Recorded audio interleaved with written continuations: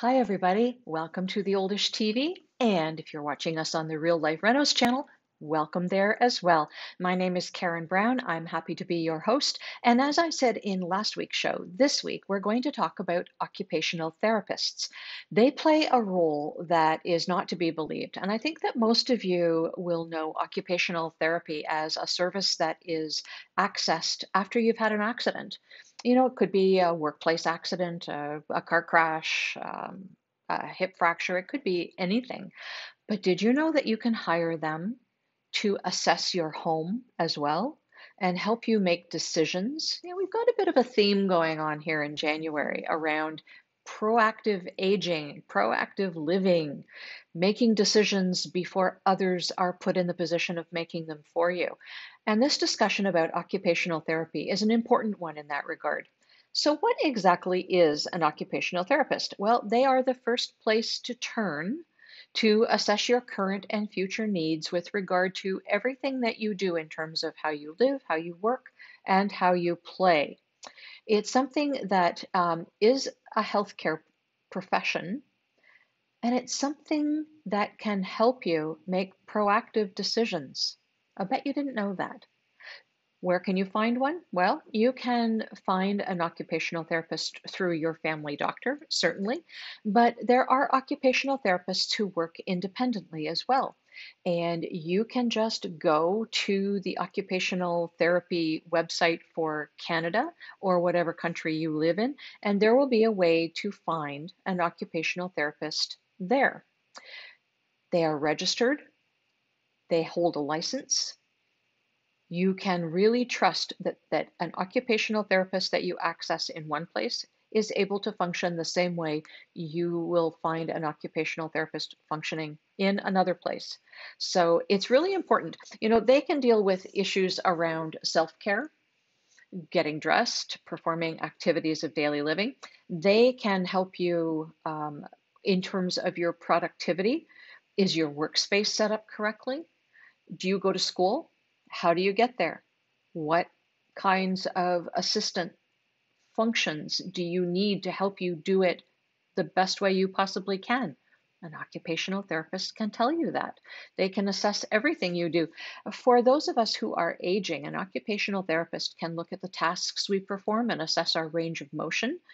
Maybe counter should be higher, maybe dishes should be on a lower shelf, maybe certain tools would be necessary to help you produce food, produce your meals better. Maybe certain types of clothing are no longer suitable to you, and other kinds of clothing that maybe you didn't even know exist are better suited to where you are in your life now. They can also look down the road. If you are somebody who has a progressive disease, I'm thinking of arthritis, but there are many kinds of progressive diseases. They will have an understanding, a very clear understanding of what the future holds for you. And they can help you set up your living situation or your working situation so that everything functions as best as it possibly can, not only for today, but down the road, 2 years down the road, 5 years down the road, whatever it is, they understand progression of disease and they can help you set it all up. You don't want to go spending money on something today only to find that a year from now you've got to spend money setting it up differently. So, an occupational therapist can help you make those judgments and decisions. So, OTs can work with your contractor and renovator as well. Bet you didn't know that. I'll bet you most contractor renovators don't know that.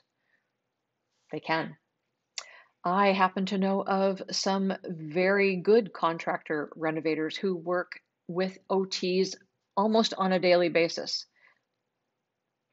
Let me know if you need one. I can hook you up. But OTs are very used to that. They can go in and choose the appropriate appliances. They can tell where grab bars need to be installed for you, not generically whacked on a wall somewhere. They can tell a contractor whether step tread is wide enough or deep enough, if that's what's going on in your house. They can tell your contractor renovator so many things. It really is an amazing partnership. About a year ago, my friend and colleague, Melissa Shank, and I did an interview with an occupational therapist named Lesha Dyke. I'll show you her website. There it is, l.ca.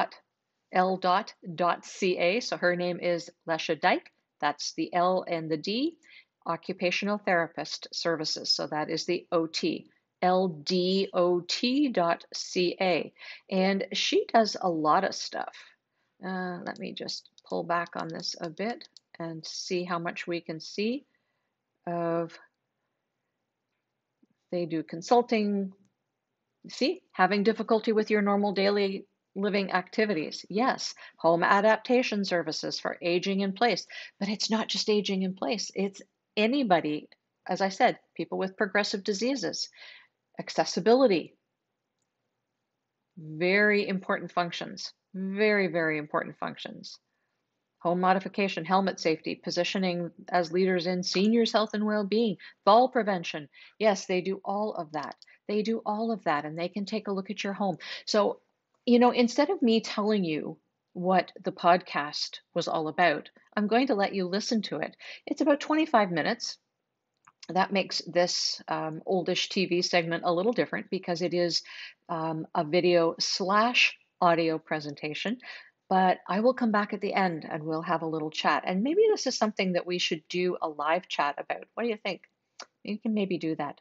So for now, let me introduce you to my friend and colleague, Melissa Shank, and our interview with OT Alesha Dyke. You're listening to Real Life Renos with Karen Brown and Melissa Shank. The show where this dynamic duo gets real about your life because change happens to more than just your home. Hello, I'm Melissa. And I'm Karen. And on today's show, we're going to be talking with occupational therapist Lesha Dyke. She is the owner of L. Services. Now, we first met Lesha at a conference we attended on home modification and discovered that when the conversation comes to aging in place, it can indeed involve an occupational therapist, which is why I really wanted you to come out to the show today and tell us about this. And I want to dive right in, Lesha. Can you explain to us what exactly is an occupational therapist and what do you do? So an occupational therapist is a regulated health professional. You go to university, and right now, occupational therapists are studying at the master's level. We do a lot of our training along with physiotherapists, which people may be more familiar with. But where physiotherapists deal more with physical aspects of health and recovery, we deal with the more functional aspects. So if you've been involved in an accident or have an injury, or you're a child and has had, were born with some issues that make it difficult for you to grow, an occupational therapist looks at your everyday living activities and tries to figure out how can you function in the best way. So we look at both the physical, but also the cognitive and mental spheres of your life and try to pull all that together to help you function to the best of your capacity. Beautiful. Hey, in speaking with you in the past, I know that you are so passionate about what you do. One of your mottos is to empower yourself, to do more, to live better. What made you personally pursue the field as an occupational therapist? Well, funnily enough, my mother had an illness that made it a challenge for her to function as she got older. And we saw the change in my mom and the struggles that my dad had looking after her. And I was really inspired, not only by her challenge and the family, pulling together to rally around her, but also a cousin of mine was an occupational therapist, and she sort of, I suppose, lit the way for me and to show me that this profession existed. She was an occupational therapist. And based on that, I dove in and I haven't looked back. Fantastic. Now, you've risen to be a leader in your field and certainly a go-to person for a wealth of knowledge.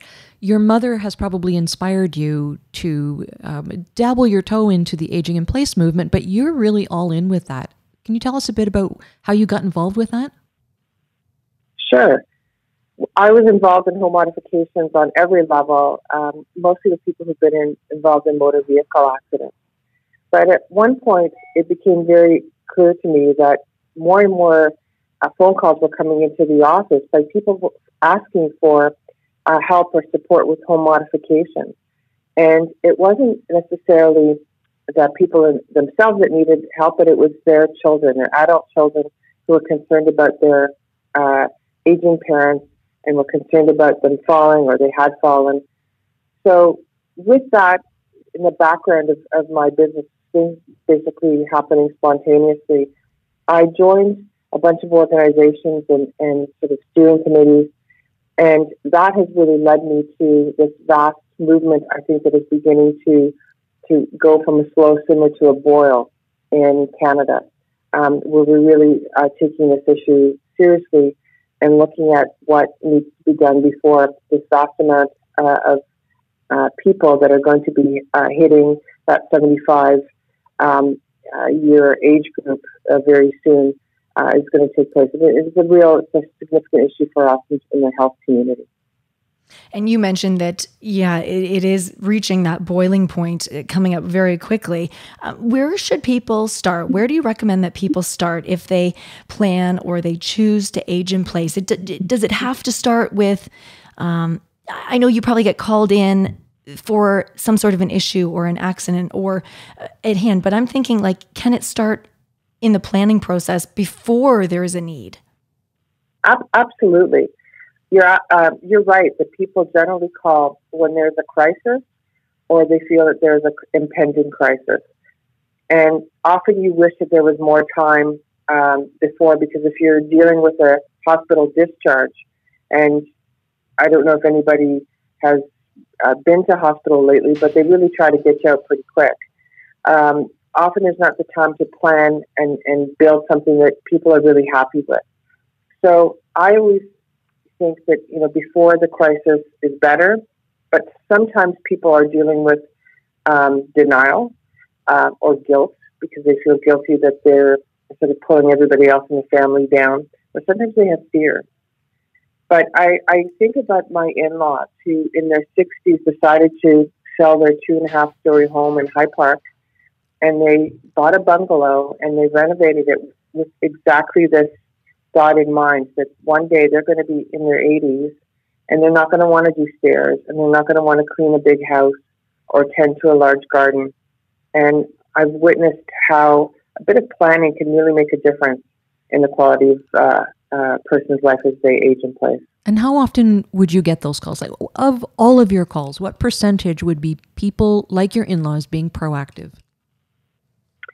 I would say very little. I would say probably about 10%. Wow. About 1 in 10. Yep. Yeah. Even 10% is higher than what I was thinking it would be. Seriously. Yeah. No. I mean, people are often, it may not be the crisis, but they feel the impending crisis. And I think that it's important to know that if you've had a fall in the past year, your relative risk for having another fall is 6 or 7 times that of somebody who has not yet fallen. So it's really a matter of when it's going to happen again, and not if it happens again. We all think we're 30 in our heads, don't we? Mm-hmm. Absolutely. Hey, you've mentioned to me before that people buy with their heart and not with their head. And so what issues or problems have you witnessed in homes? And maybe that's, again, there hasn't been an accident or there hasn't been an issue, but perhaps the purchase was the issue and then now they need the modifications. Yes, I mean, certainly I've been involved in helping people purchase homes that are suitable for them, not only now, but in the future in terms of their functioning. And, on 2 occasions, the homeowner just went ahead and put an offer on the house, and it was accepted, and it was a fait accompli. And in the one case, the homeowner actually sold their house within a year because they just couldn't make it work. Wow. He bought with his heart. He bought in an area where it was a cul-de-sac, and he saw that there was a large garage and place where he could work on his car. Like that was his thought process, which is great. But there were so many stairs within the home, they made it difficult for him. And likewise, there's another couple that purchased a home with, it was split level with many stairs, and they bought because there was a pool in their backyard, and they felt that it was, a great place to do pool exercises in the summer, which that's true. However, unfortunately, there was a fall and a hip fracture, and it was so difficult for them. I actually got called in after the fact to help with that, and it was so difficult for them to function because they needed to have a bathroom on the same level as they had their bedroom, and that just couldn't happen. And every entrance to the home involved a step or stairs. So in a moment like that, would you be called in to, obviously because there was an issue and you're working with the client there, but are they more apt then to sell that house or to renovate the house? And would they sell the house to find another suitable one to still age in place, or are they going into long-term care at some point because of that? That's a very good question. I think that, we have way more options now than we did before in terms of modifying homes. And it's really how much people love their home and love where they are, and how open they are to making some pretty radical changes in how they may organize their space. So this is the time that I would really call in an interior designer and an architect who has some experience in home modifications for accessibility, to try to sort of help us with organizing the space and making sure that it still flows and it's not awkward. Because really the worst case scenario is you want to have a bedroom and a dining room that connects with nowhere and nothing, and people feel sort of on display. So that's basically what I think that some of the challenges are for homeowners that wish to stay. But some of them are renovating and modifying their homes with stair lifts or ramps in the back of the house, so it's not so obvious in the front. But there are definitely options now that there weren't before. I want to expand the conversation a little bit in terms of this team that you put together. So how does a renovator find an OT to add to their team, or vice versa? How do you as an OT find an appropriate renovator to build your team? Sure. Well, there are renovators in all the major centers that really do specialize in home modifications and accessibility. And they're readily available if you look them up on the internet. Another really good source is the Canadian Home Builders Association. And a lot of times people overlook them. But their website has the feature that you can find a renovator contractor. And that organization is really taking this whole aging in place issue very seriously. And so they've developed a learning certification called CAPS, Certified Aging in Place Specialist. They've licensed it from the U.S. They've turned it into a Canadianized version, and they've launched it. And their goal is to have all of the renovated contractors that want to work in the space take this course. So the CHBA would be a fantastic resource. And for occupational therapists, people can obviously go on the internet and find out who are occupational therapists in their neighborhood that are working. But also you can contact the Ontario Society of Occupational Therapy or the Canadian Canadian Association of Occupational Therapists, and they will have a feature on their website, Find an OT. It's pretty prominent, and then you can sort of narrow down the search and find an OT that works in home modification. I have a quick question for you about just occupational therapy in general. Are there enough OTs right now? Or is this a career somebody should be thinking about if they're listening and they've maybe got a child wondering, what should I do for a career? This is a very expanding career right now because as the whole population in Canada ages, there will be need for services, not just in home modification, but in areas such as dementia care and stroke rehab. So it's definitely something that if one has an interest in healthcare, I think is an excellent profession to go towards. There's definitely a move from in-hospital occupational therapists to community-based occupational therapists. But definitely, depending on the region in Canada, there are shortages of occupational therapists. That's for sure. I think it's really interesting too. It seems like there's this new movement, like as you mentioned, with the CCAP certification program. How long have you been actually working with renovators? It seems like it wasn't always like this. And now I think there's a really fabulous opportunity for this merger with renovators to work with people like yourself, like OTs, that can come together to make a difference together. But it wasn't always like this. No, not at all. In fact, there was probably a handful of people that we used to work with that were vendors who would do some home modification on the side. But for larger projects, we would have to go to a full-scale renovator contractor, and often they didn't understand what our role was. And I think the important thing about that team, as you mentioned, is that everybody should understand their role, stay in their lane, but also collaborate.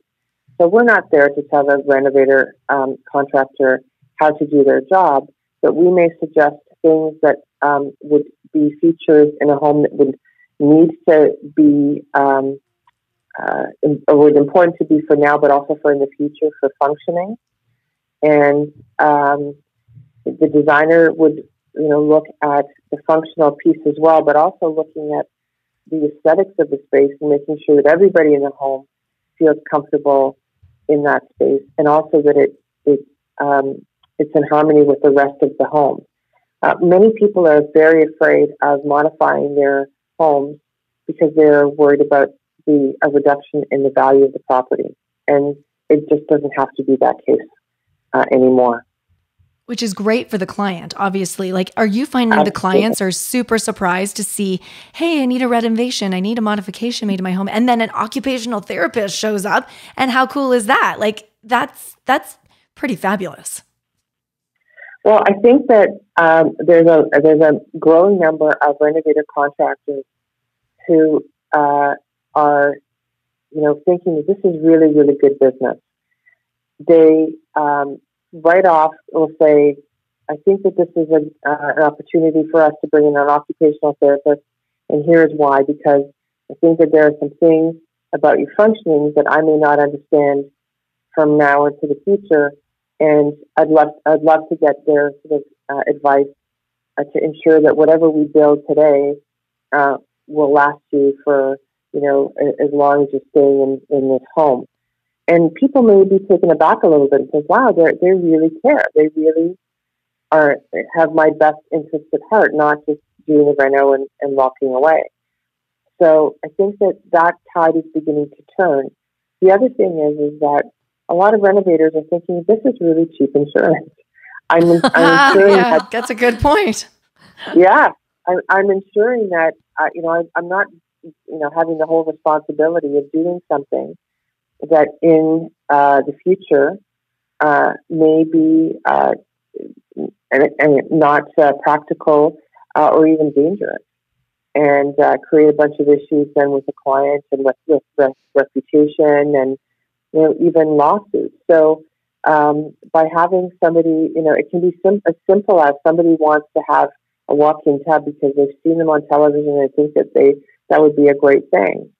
And if an occupational therapist comes in and says, I'm really concerned about your mobility getting in and out of that walk-in tub, but also your sitting balance isn't sufficient to hold yourself in a tub without any side supports, and you may slip to the bottom. And that would be a pretty tragic thing if that happened. For sure. So it sounds like language and communication on your part and the renovator's part makes a huge difference with the client, and then can make the huge difference between doing a renovation and doing the right renovation. Absolutely. At the end of the day, we want to be client-centered, and we want to have a project that the client feels that they are driving and that they're going to be happy with and they're going to be happy to live with. So we need to do as much as we can to help them with that goal. But in any adult learning process, adults don't do well by being told something. They need to understand why. So with a lot of education and consultation and communication, I think everybody can be on the same page, and we can make sure that everybody's happy in the end and for as long as possible. With that thought in mind, can you just walk us through an ideal renovation process? How you get contacted, how you do the assessment, building the team? Sure. If we had a renovator contractor contact us and say, we've been asked to do a home modification to put some ramps in the home. However, we've sort of noticed that there's some other areas of function that are of concern. And we've spoken to the homeowner, and they've agreed to have you come out. So that's a really great place to start. And I would come in and either alone or sometimes with the contractor, and I would just spend some private time with the client because it still is a healthcare interaction. So privacy and confidentiality is very important. Right. But I may be able to get some information that they wouldn't feel comfortable telling the family member or the contractor. In one case, I had an older lady who had some issues related to her medication that made toileting and hygiene a bit of a challenge. And I asked her those questions based on the medications that she was taking, knowing that those medications caused some gastric upset. And she was so grateful that I had opened up that conversation because it was a huge problem for her and she didn't know what to do about it or was ashamed to talk about it. So we installed a toilet seat that also has a feature that it will clean the peri areas. And she was so grateful that I pointed out this product that she didn't know had existed. She had always known about bidets, which was something that she couldn't physically use anymore. But these new bidet toilet seats that have come out have been a huge improvement in that whole thing. And literally the contractor said, I would never in a million years have thought of that as a modification because I would never ask that question and she would have never told me about it. It's like being able to have a step back and looking at the bigger picture, which a lot of people can't do when they're in the picture. Absolutely. Yeah. Absolutely. Hey, yeah. So I have one quick question, because you're such a big part of the piece of this puzzle. How are the costs covered? Is this something our government pays for? Like, is this an OHIP related piece, or would a renovator build that into his fee for your time? So OHIP right now does not cover private services. There are services that are in Ontario through the LHIN, but they are, it depends on which LHIN you live in and also what type of OT service they provide. And generally they're not proactive, they're reactive. So you would have had to have an issue in the hospital and then have a referral to an occupational therapist. And they may do a 1 or 2 visit safety visit, but their scope is not to provide advice on renovation.